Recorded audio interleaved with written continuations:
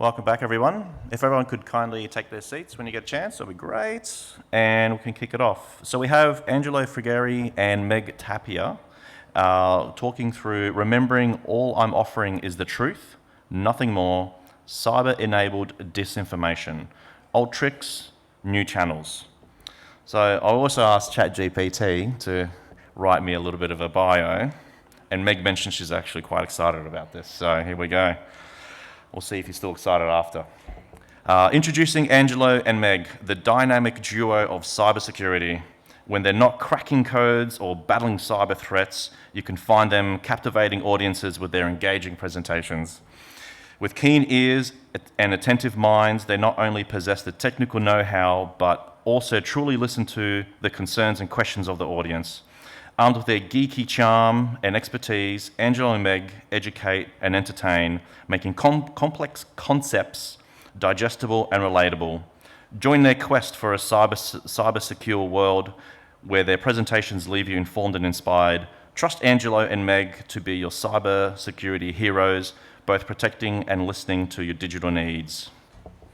Don't blame me, blame the AI. Can we give a warm round of applause to Angelo and Meg? Thank you, thank you. It's all true. We are heroes. Thank you. We're conscious that we're standing between you guys and lunch, so we'll get underway.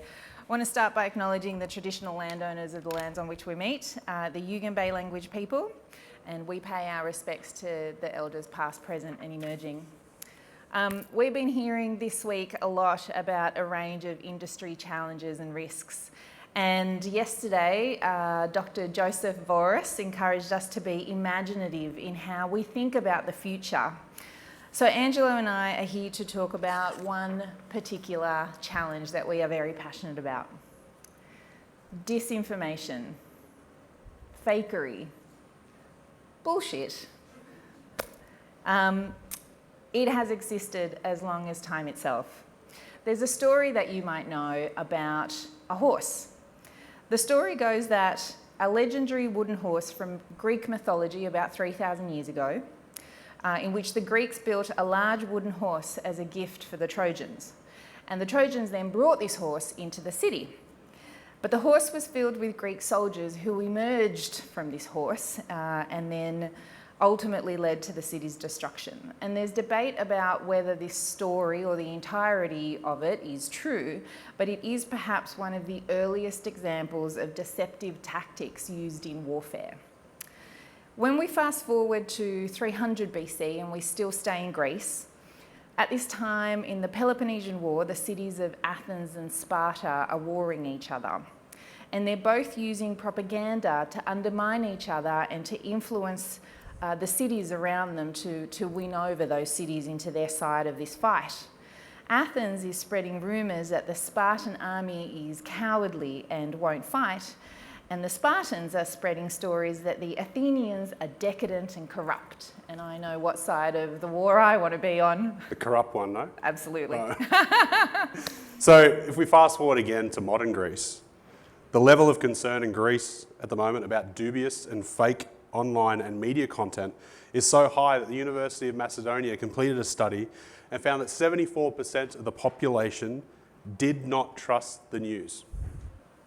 The only country to rank lower, with an extra percent, in distrust was the good old US of A. People have a high opinion of their ability to determine what's real and what's fake, to spot it instantly. However, and that's about 60% from the surveys we've done, 60% believe they can spot what's real and fake. So we're going to play a game to see how good this audience is in spotting the real and the fake. That's right. Okay, so this is not a Slido game. I'm very old school, so we're all going to stand up.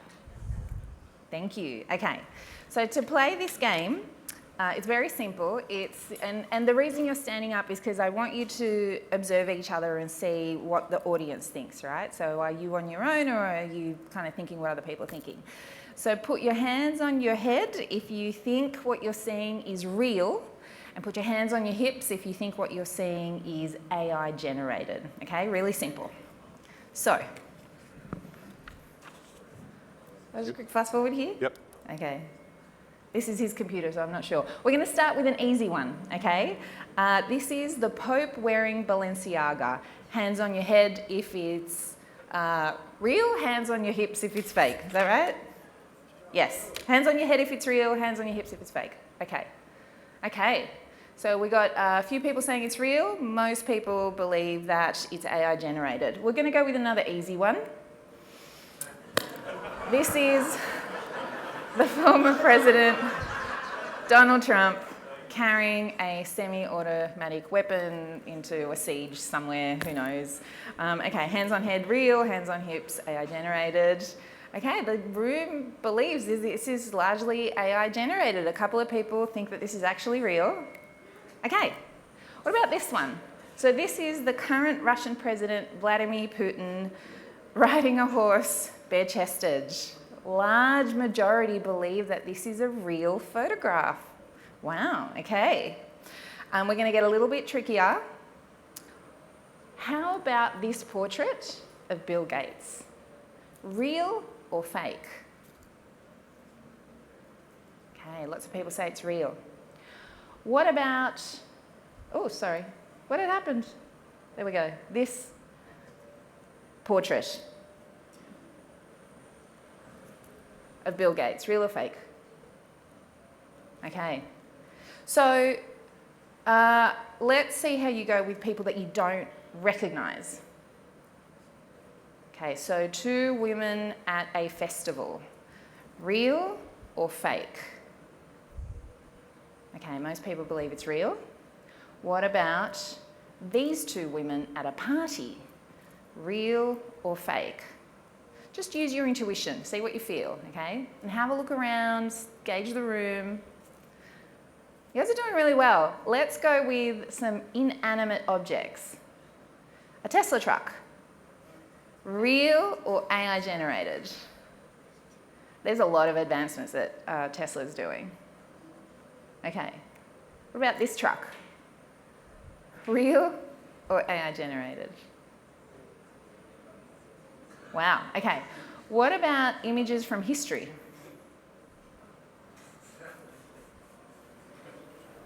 Real or AI generated? You guys don't know the story about the giant horse? From the 1800s? Okay.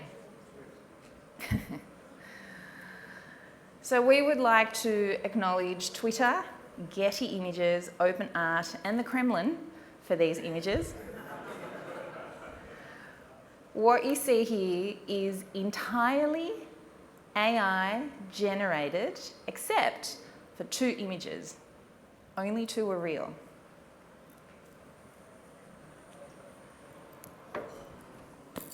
Yeah, okay. So it makes you think, doesn't it? You can all sit back down if you like. Thank you for playing along with us. It just gives you a sense of how much should we be trusting our intuition when it comes to AI-generated images. Okay, so we've had a little bit of fun. We should probably introduce ourselves. We are the dynamic duo, that's so true. We are digital superheroes. I think that's how we were described. It works. We'll take It works, we'll take it. I'm Meg Tapia. I'm Principal Director for National Intelligence at Accenture. I've come onto this role after 20 years in government, 16 years in the national security and foreign policy domain, travelling and living all over the world in some pretty shitty places, frankly, but I loved it all.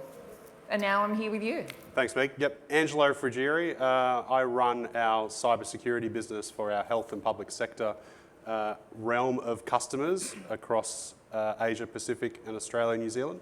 And then I also run our technology services across the national security domain with Meg. Been with the business about 15 years and loving life and happy to be here today with you. Yep, absolutely. So we played the game, as Meg said. You know, you can't really trust your intuition today. We need to enhance our senses, if you will, in terms of how we look at media, how we look at information that's presented to understand what's real and fiction. And the reality is, it's a dangerous position to be in, right? It could impact our democracy, impact our institutions, impact our society. We need to change our perspective. And I've seen an evolution of our role as cyber professionals. So in the beginning, our role was keeping the lights on boxes to now intelligence-led, resilience-focused, and everything we've heard on the sessions this week, we need to shift again. We have a role in disinformation prevention, and we have a role in AI. But firstly, Meg. Thank you, yes. So let's actually define what we're talking about. So what exactly is disinformation? Okay, it's important that we define this. So disinformation has three components. It is the deliberate spread of false or misleading information with the intent to deceive or manipulate people, okay? And it's important, intent is important. This is different from misinformation, which you might have heard about. Misinformation is also false or misleading, and it is also spread in a deliberate way, but there is no intent to mislead. So it's often the spread of false information that doesn't actually have any malintent. So it's a little bit like your Aunt Gloria who sends you all those posts on Facebook about, you know, the COVID vaccine having, I don't know, microchips, I think it was, right? That's misinformation. She's not intentionally sending you something that she believes to be false. She's just spreading something that she's clicked on and she thinks is real. So misinformation might not be deliberate, but it's still dangerous because it can also lead to distrust. But the difference is intent. So disinformation is purposely created to deceive, to manipulate, and to change the narrative. So disinformation is what, in the Peloponnesian War, the Athenians and the Spartans were doing to each other. And disinformation is used to, in modern days, shape public opinion, to promote a particular agenda, and to undermine trust of individuals as well as institutions. So where there's alignment, which is, you know, where the circles meet between mis and disinformation, is that both can be spread through a variety of channels. And these days it's social media, it's websites, it's traditional media outlets, but it's also the barbecue that you go to where Aunt Gloria is telling you about the Facebook post that she read about, you know, the COVID vaccine. And both can lead to mistrust. There's also alignment when a single deliberate falsehood, that is disinformation, is picked up by someone who doesn't know what they're saying, who doesn't fact check before they like, they retweet, they share, or they repost. And so the original deliberate falsehood starts to pick up steam in our social networks and starts to spread as misinformation, even though the original intent was disinformation. The power and danger of the internet is that people with malicious intent can and do take advantage of people who have a predisposition to believe a falsehood and who are absorbing and distributing without checking the information. And this has serious consequences, not just because of the spread of rumours. So disinformation can escalate conflict and it erodes trust in democratic processes and institutions, but it can also have deadly consequences. This is Pizzagate. Edgar Madison Welch, who was recently sentenced to 4 years in prison because as an armed man, he walked into a Washington pizzeria, the Comet, with a semi-automatic rifle, and he shot up the venue because he was convinced by fake statements that this pizzeria was a front for a hidden pedophile trafficking ring led by Hillary Clinton. Now, to most of us, that sounds ridiculous, but to him, he believed it. He had a predisposition for it. And as Australians, we consider ourselves reasonable and rational, but it happens here too. The Australian government was so concerned last year about disinformation in the last election that it established the Electoral Integrity Assurance Task Force. And the AEC has started a disinformation register under a reputation management strategy to defend the integrity of the election. And this year to defend the integrity of the upcoming referendum for a voice to Parliament, and you can find that online. Okay, so let's look at the fundamentals.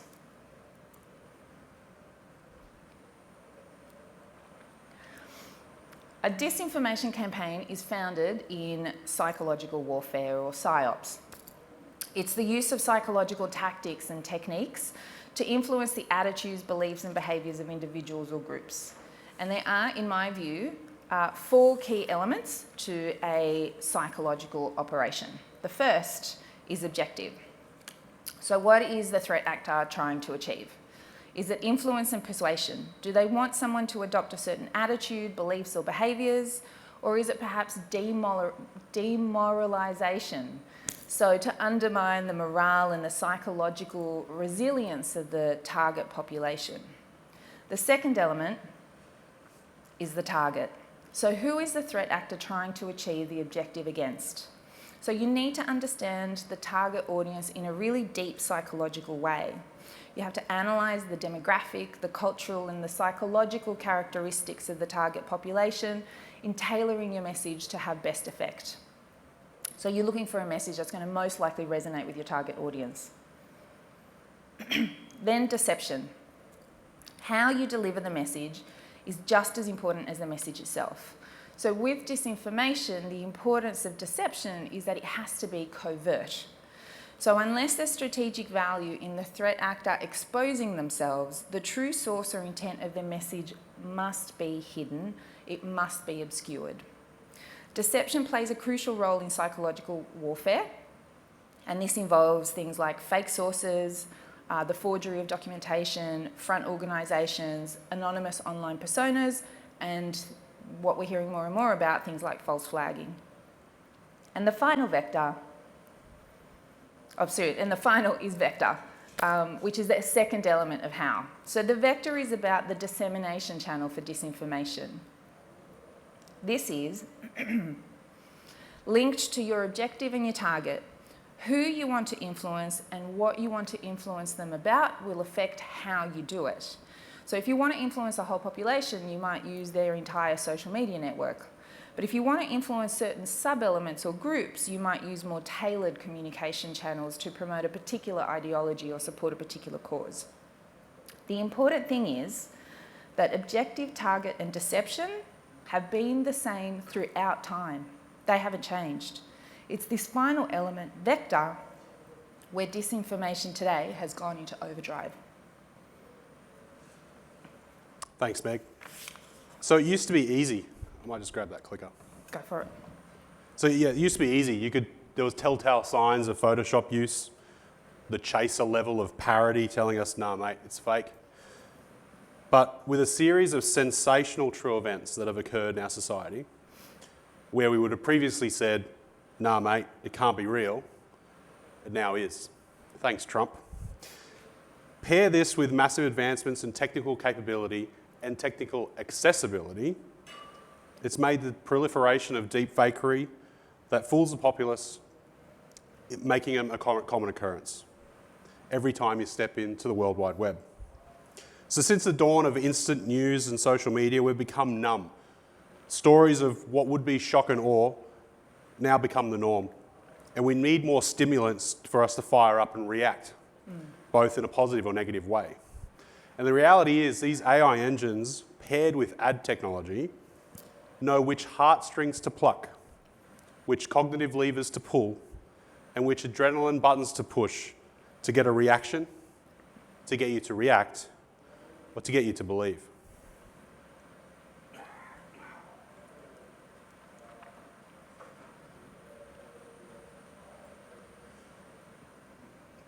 So the first generation of tools were simple. Find and replace Photoshop, simple technologies. Yet the outputs gained traction. For example, you may remember this piece from 2016. Mr. Jubal, wrongly accused of the Nice truck attack, where someone, perhaps ISIS, perhaps a kid doing it for a joke, taking to social media a photo of Mr. Jubal from his social media page, replacing his iPad with a photo of the Quran, and placing a suicide vest on him. Reputable news sources labelled Mr.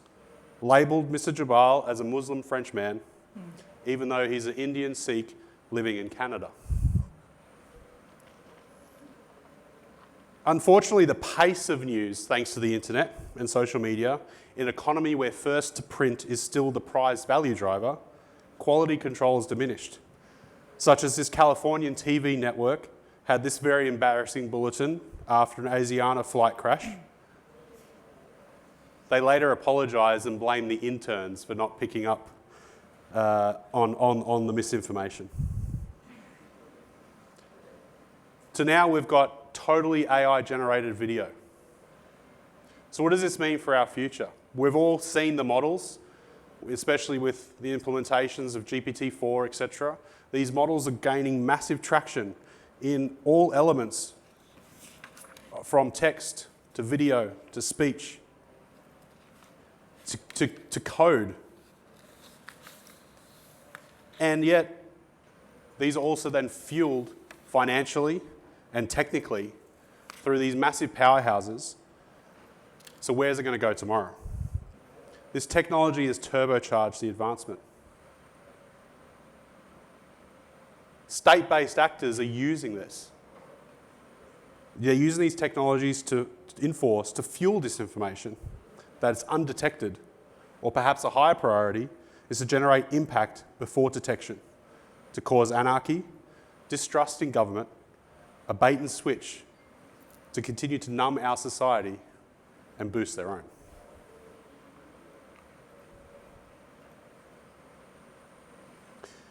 The usability of these tools is truly amazing, if you have a quick look through them.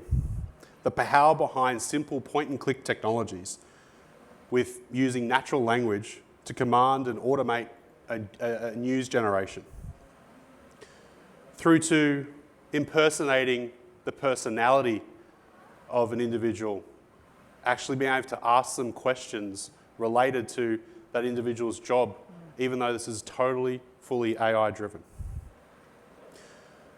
We've all seen the AI-generated individual art, photography, etc. And now we've got full character generation.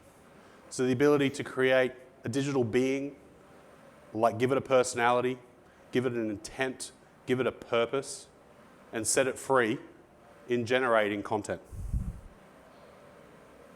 So it's not the future that is scary and fascinating. This is today. The extreme rise of ChatGPT has captivated the world's attention on the power of generative AI to augment the human capability. So in Accenture's research, we're saying that 40% or up to 40% of working hours is going to be supported by augmented reality. And we've seen a lot of that in our own operations the last couple of months in what we're doing internally. Among business leaders, so the majority of respondents to our annual research, have said that AI will play a foundation and an important role to their organisation's strategies over the next 3 to 5 years. So it's here, and it's probably here to stay.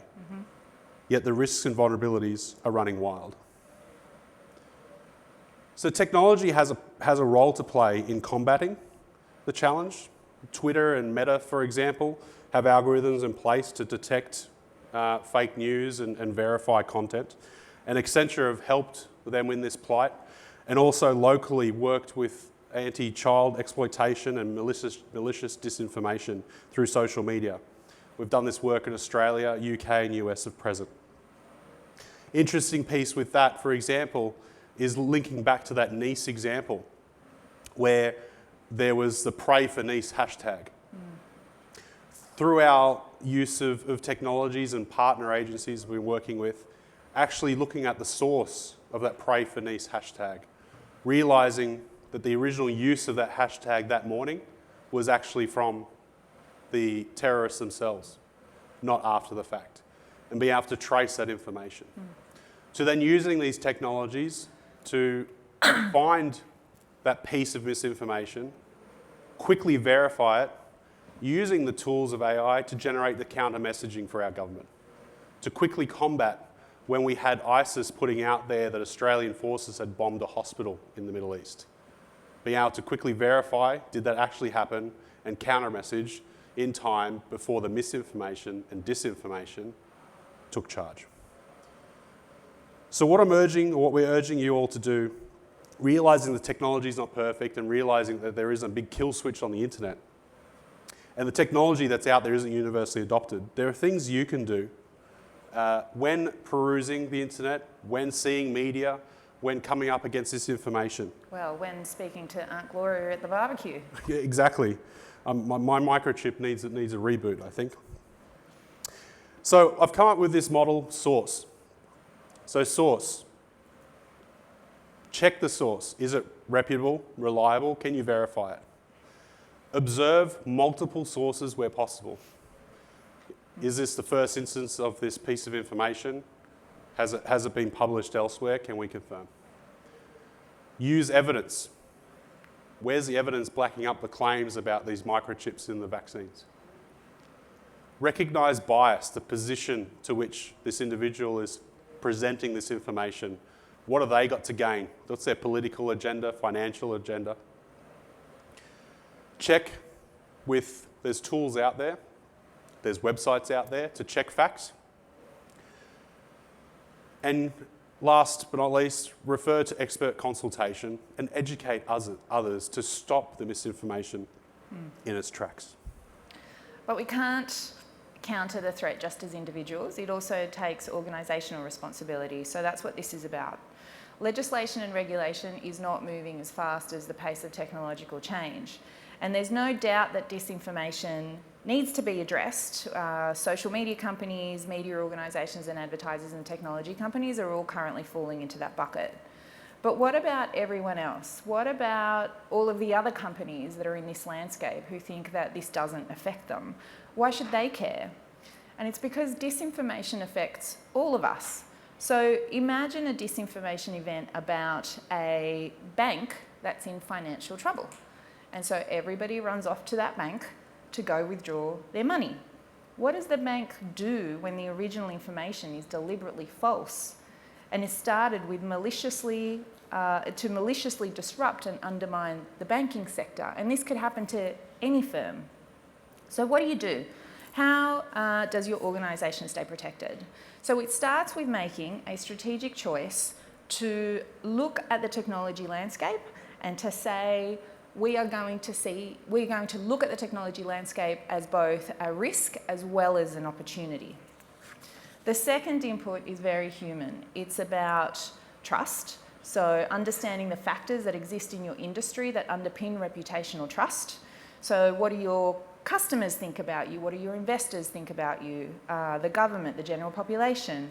Are you in a trustworthy industry? So what are the trust elements of banking versus aviation versus technology or travel insurance? The second component is people.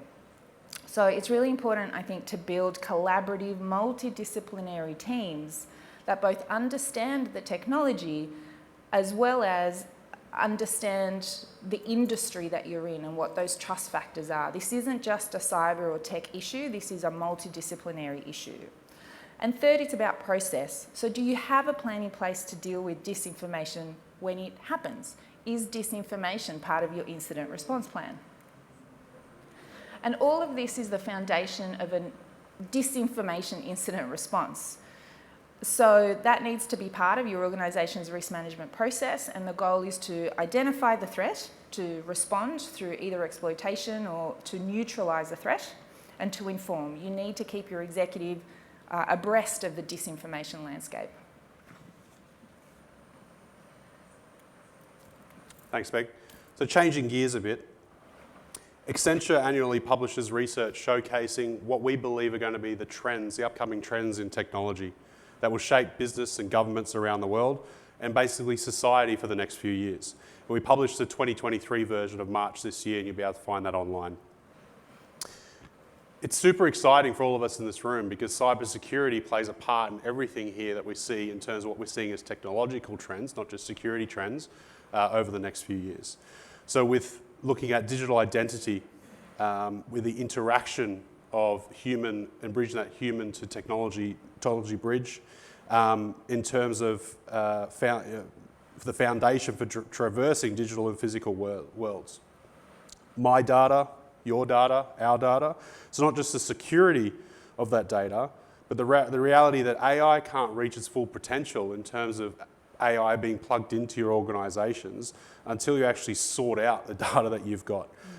Breaking down the silos, modernising how it's been architected and the foundations. 90% of executives believe data is becoming a key competitive differentiator within organisations and across industries. Which then goes to generative AI, which we've spoken about today. So advancing human capability as a co-pilot, a creative partner, or an advisor. Nearly all executives, 98% of those we've surveyed of Fortune 500 companies and governments around the world, believe that there's a new era of enterprise intelligence with the use of generative AI. And then this leads to these technologies to our forever frontier. Leveraging these technologies, the advancement of science and the bridging of science and technology together to solve real-world problems, climate change, curing cancer, universal vaccinations. Zooming in on that generative AI component, the next decade will be defined by 3 mega technologies. So metaverse, cloud, and AI, which will collectively collapse the distance of our digital and physical worlds. It'll have far-reaching impact, but leaders must dive in now to reach its full promise and requires significant investments in data, people, and the foundational models to meet organisations, governments' unique needs securely. So we want to leave you with a few takeaways today. 1, disinformation's been around forever, but modern disinformation is a human-originated, technology hyperscale challenge. It needs human-based and technology-based or enabled solutions. Technology alone won't counter this threat. People need to take individual responsibility for what they consume and what they share. Corporations also need to take responsibility for themselves. They are linked in this chain because their protection equals national security protection and equals protection of our society. Disinformation is a real threat to corporations, to national security, and our way of life. And finally, as cyber professionals, we have a significant role to play in this fight. And remember, seeing is no longer believing. Thank you for your time. Thank you. Thank you.